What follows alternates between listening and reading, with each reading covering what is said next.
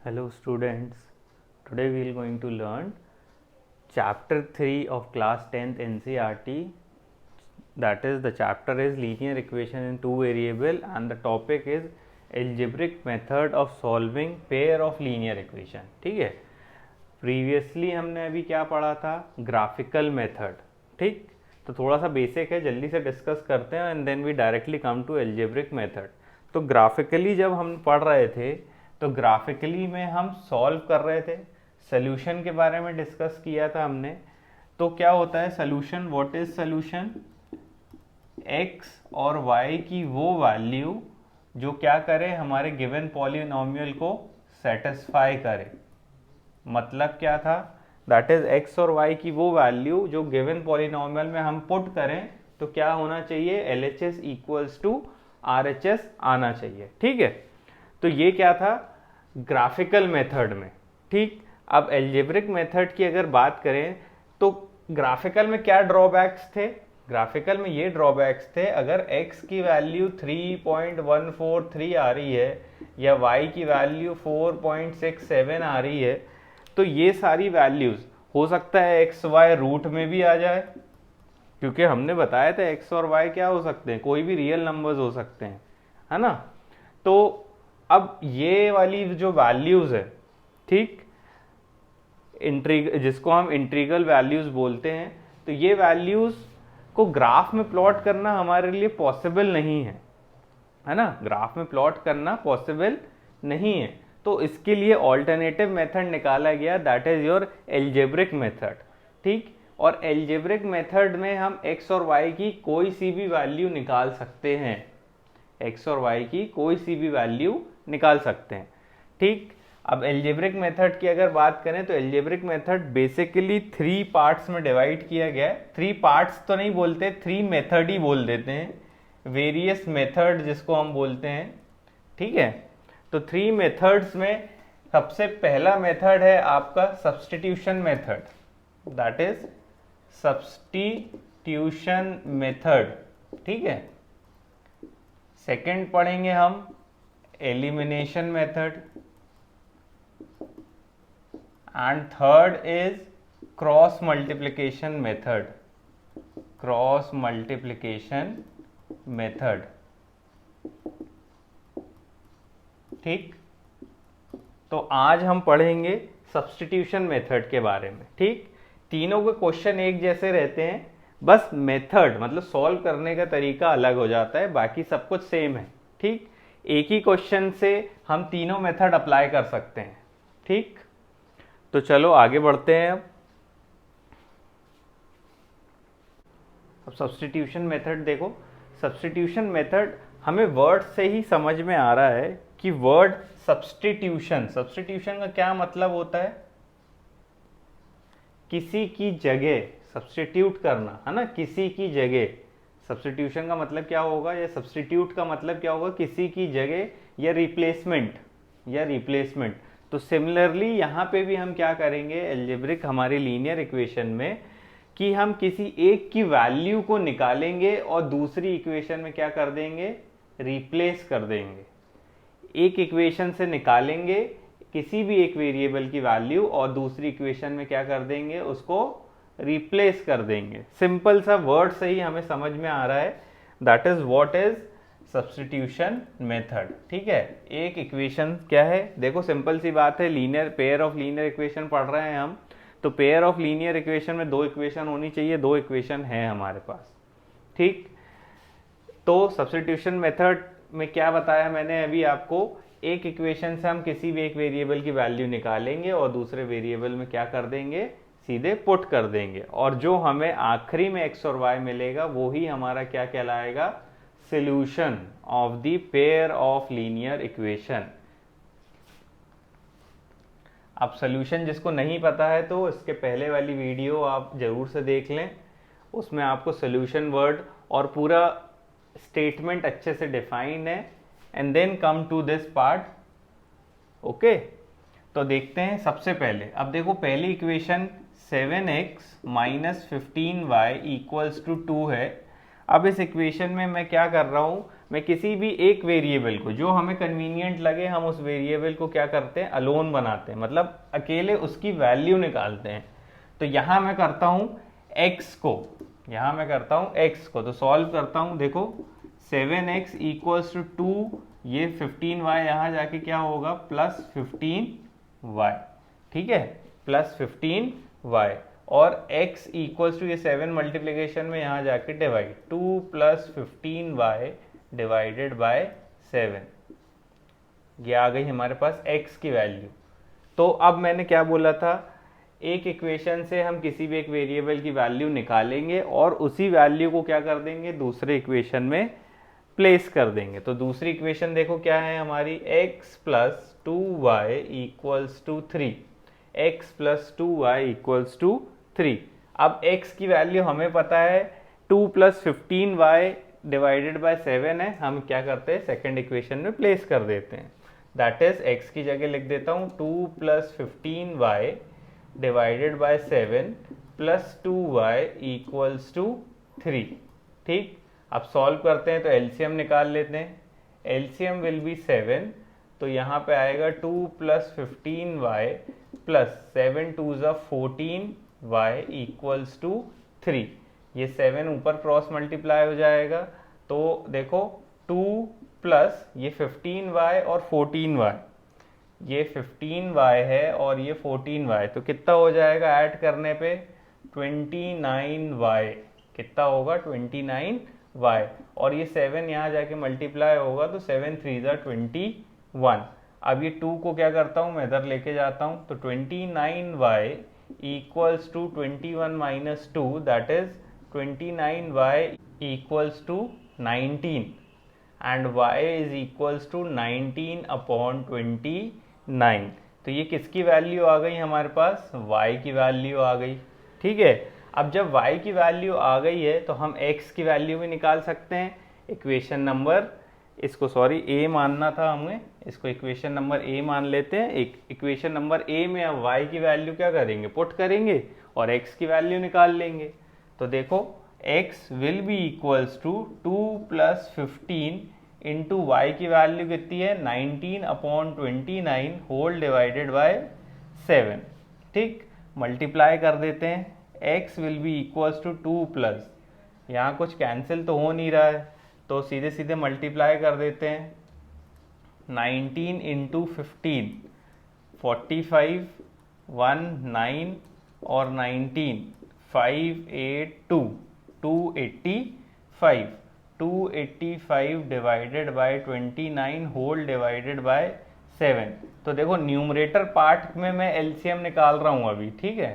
तो कितना आएगा 29, तो मल्टीप्लाई कर देते तो कितना होगा यहाँ पे, that is 58 plus 285 whole divided by 7। तो न्यूमरेटर में कर देते हैं 58 को add, that is 8 and 5 will be 13, then 8 and 5 13, 1 14 का 1 343, ठीक है। तो x is equals to 343 divided by 29, और ये डिवीजन में है तो इंटू 1/7 हो जाएगा, इंटू 1/7, ठीक है।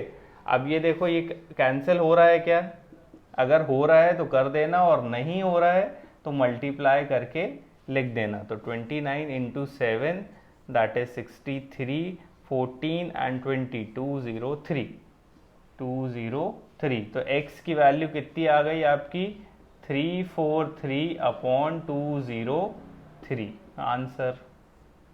देखो x और y की वैल्यू मिल गई हमें और यही हमारा क्या था, सोल्यूशन।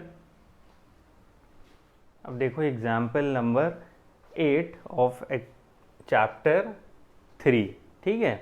द क्वेश्चन इज, जो एक्सरसाइज 3.1 में हमने आफ्ताब एंड हिज डॉटर का क्वेश्चन किया था, अब उसी सेम क्वेश्चन को हमें सब्स्टिट्यूशन मेथड से करना है। तो वहाँ आपको पता है इक्वेशन कैसे फ्रेम की थी हमने, तो वही इक्वेशन हमने फ्रेम करके मैंने यहाँ पे लिख लिया हूँ, ठीक है। अब इसको सब्स्टिट्यूशन मेथड से कैसे सॉल्व करेंगे ये देखते हैं, ठीक। तो आपको याद होगा सब्स्टिट्यूशन मेथड क्या है। सब्स्टिट्यूशन मेथड में हमें पता है दो इक्वेशन तो रहती है, ठीक। दो इक्वेशन में से किसी भी एक इक्वेशन से कोई एक वेरिएबल की वैल्यू हम निकालेंगे और दूसरी इक्वेशन में क्या कर देंगे, सिंपली सब्स्टिट्यूट कर देंगे। ठीक, तो यहाँ पे भी आप चाहो किसी की भी वैल्यू निकाल सकते हो। ठीक, तो पहले इक्वेशन से मैं x की वैल्यू निकाल लेता हूँ। तो x इज इक्वल्स टू क्या होगा, देखो 70 इधर जाएगा तो प्लस 70, सॉरी ये t नहीं था y है, 7y माइनस 42। तो ये मेरी किसकी वैल्यू आ गई, x की। ठीक है, अब ये x की वैल्यू आ गई है। अब इसको सिंपली मैं क्या कर देता हूँ, सेकेंड इक्वेशन में x की वैल्यू को पुट कर देता हूँ। तो क्या होगा, अब देखो x minus 3y equals to 6, ये सेकेंड इक्वेशन है, इसमें अब मैं x की वैल्यू को क्या करता हूँ, पुट करता हूँ। तो x है हमारा 7y minus 42 minus 3y equals to 6। Solve करते हैं, 7 minus 3 will be 4y, minus 42 इधर जाके क्या होगा, 6 प्लस 42 हो जाएगा। तो 4y equals to 48, y equals to 48 by 4, 1 ज़ा एंड 2 ज़ा, तो y will be equals to कितना, 12। y की वैल्यू कितनी आ गई, 12। ठीक है, अब y की वैल्यू 12 आ गई है, तो y की वैल्यू मैं क्या कर देता हूँ, हमारी जो इक्वेशन नंबर ए थी इसमें मैं y की वैल्यू पुट करके x की वैल्यू निकाल लेता हूँ। ठीक है, तो x will be equals to 7 into y की वैल्यू हमें पता है 12 है, माइनस 42। तो x इक्वल्स टू ये कितना होगा, 84 माइनस 42। तो x is equals to that is 2 and 4, 42। ठीक है, तो x की वैल्यू आ गई 42 एंड y की वैल्यू कितनी आ गई, 12। तो अगर हम क्वेश्चन पूरा याद होगा आपको, तो thus the present age of the Aftab is 42 years and the present age of his daughter is 12 years. Answer. चलो अब करते हैं एग्जाम्पल नंबर 9। ठीक है, एग्जाम्पल नंबर 9 है word problem. Question is the cost of 2 pencil and 3 eraser is 9 and the cost of 4 pencil and 6 eraser is rupees 18. Find the cost of 1 pencil and 1 pen and we have to solve this question by the method of substitution. ठीक है, यही same question हमने किया था। तो simple सी बात है, हमें दो पेयर ऑफ लीनियर इक्वेशन की रिक्वायरमेंट है। दो पेयर ऑफ लीनियर इक्वेशन के पहले हमें दो वेरिएबल की रिक्वायरमेंट है। तो वो दो वेरिएबल यहाँ कौन से होंगे, कौन सी ऐसी दो चीज़ है जो यूज़ हो रही है, that is pencil and eraser. Here also pencil and eraser. ठीक है, यहाँ पे इरेजर है। ठीक, तो कंसीडर करते हैं, let the cost of one pencil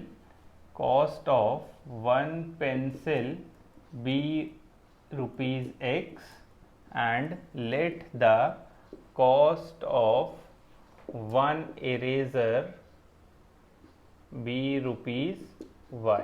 ठीक, अब हमने क्या कर लिया है, कॉस्ट को कंसीडर कर लिया है। तो अकॉर्डिंग टू क्वेश्चन हम इक्वेशन फ्रेम कर लेते हैं। ठीक, 2 पेंसिल, तो एक पेंसिल की कॉस्ट x है तो 2 की हो जाएगी 2x एंड मतलब प्लस 3 इरेजर, एक इरेजर की y है तो 3 की हो जाएगी 3y इज मतलब इक्वल्स टू ₹9। ये इक्वेशन 1 हो गई। Second equation, cost of 4 pencil, मतलब एक की x है तो 4 की कितनी होगी 4x प्लस 6 इरेजर मतलब 6y इक्वल्स टू 18। तो ये दो इक्वेशन हमें मिल गई। अब हमें सब्स्टिट्यूशन मेथड से सॉल्व करना है। तो याद होगा सब्स्टिट्यूशन मेथड, किसी भी एक इक्वेशन याद रखना, जरूरी नहीं है कि हमेशा फर्स्ट से ही निकालें, सेकंड से भी निकाल सकते हैं और फर्स्ट में पुट कर सकते हैं। ठीक है, तो अब यहाँ से मैं क्या करता हूँ, x की वैल्यू फर्स्ट इक्वेशन में से x की वैल्यू निकालता हूँ। तो 2x equals to 9 minus 3y और x will be equals to 9 minus 3y upon 2। तो ये क्या हो गया मेरा, ठीक है, ये मेरी x की वैल्यू आ गई। इक्वेशन नंबर ए मान लेता हूँ इसको। ठीक, अब x की वैल्यू मिल गई है, x की वैल्यू मैं क्या करता हूँ सेकेंड इक्वेशन में x की जगह रिप्लेस कर देता हूँ।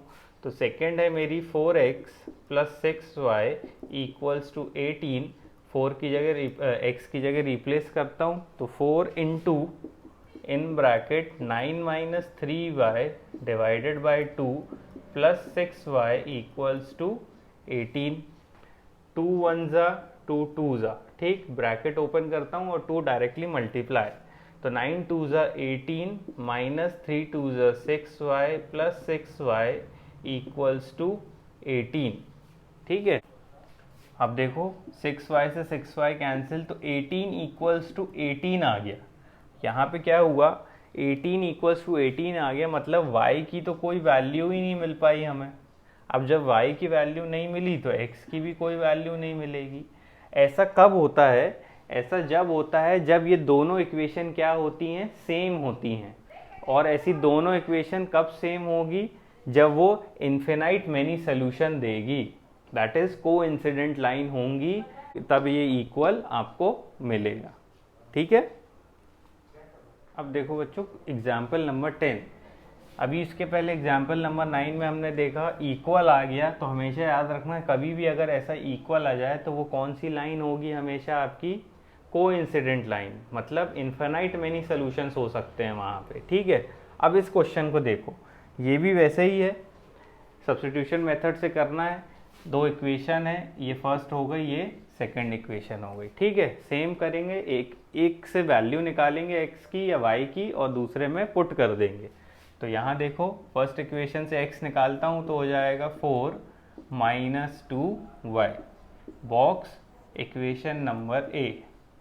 सेकेंड इक्वेशन में x की वैल्यू को पुट कर देता हूँ, तो 2x plus 4y minus 12 equals to 0। तो देखो 2 in bracket 4 minus 2y plus 4y minus 12 equal to 0। Solve करता हूँ, 4 2 ज़ा 8 minus 4y plus 4y minus 12 equal to 0।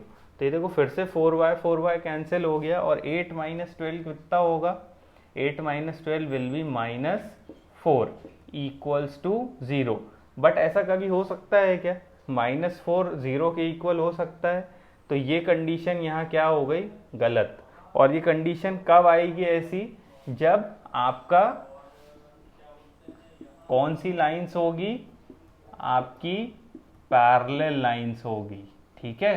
और पैरेलल लाइंस में आपको हमेशा कौन सा सोल्यूशन मिलता है, नो सोल्यूशन। जब यहाँ कोई सोल्यूशन ही नहीं निकला है, जब x और y की कोई वैल्यू ही नहीं निकली है, तो वो कौन सी लाइंस होंगी, पैरेलल लाइंस होंगी, ठीक है। तो याद रखना, जब इक्वल आएगा तो आपकी कोइंसिडेंट लाइन होगा, और जब अनइक्वल आएगा कभी तो वो कौन सी लाइंस होगी, पैरेलल लाइंस होगी।